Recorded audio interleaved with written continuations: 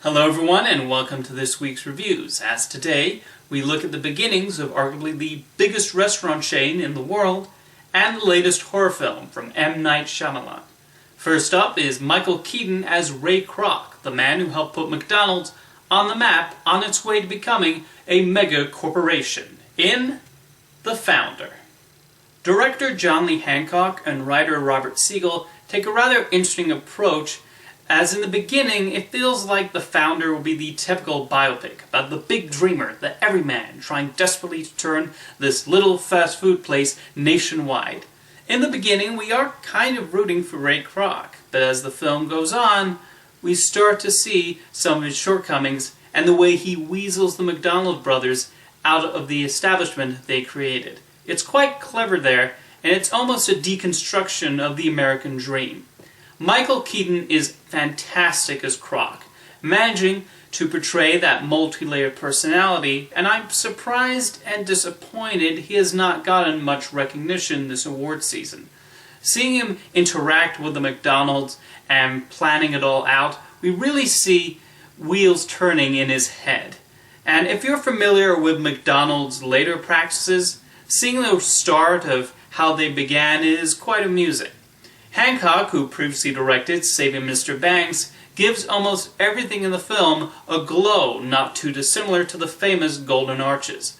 The film does try to throw in subplots with Kroc's first and second wives, but they are rather underwritten, with Laura Dern being given nothing to do.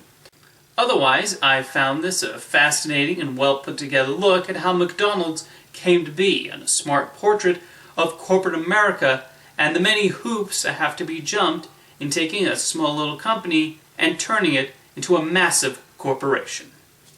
Next up is M. Night Shyamalan's latest low-budget horror film, with James McAvoy playing a man with multiple personality disorder, or at least somebody with a rather unrealistic depiction of it. This is Split. While James McAvoy plays the central character, and I'll get to him in a bit, the best scenes in Split involve the girls he has kidnapped and keeps locked away in his secret enclosure. In addition to the actresses being very good, especially Anya Taylor-Joy, Shyamalan builds genuine tension through their multiple escape attempts, and you do want them to get out of there. He really knows how to use space, and the production designers also deserve credit for how they've put together the settings and the various rooms in this place. The main problem comes from McAvoy, who is far too over the top in this role, and I found myself frustrated with the number of times they could have stopped him and didn't. This film is seriously padded with unnecessary flashbacks and a psychiatrist who occasionally meets up with McAvoy's character. Or characters, I guess.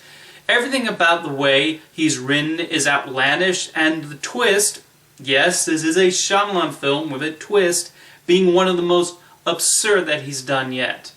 The humor is not quite as excessive and irritating as in The Visit, but it still did not work for me, and I'm starting to think Shyamalan should stop trying to insert humor into his horror films. Only The Happening is funny, and I don't think that was intentional. Overall, Split is a mixed bag that I find tried to cram too much into something that should have been simple. Thanks for watching this week's reviews, and I'll see you next time.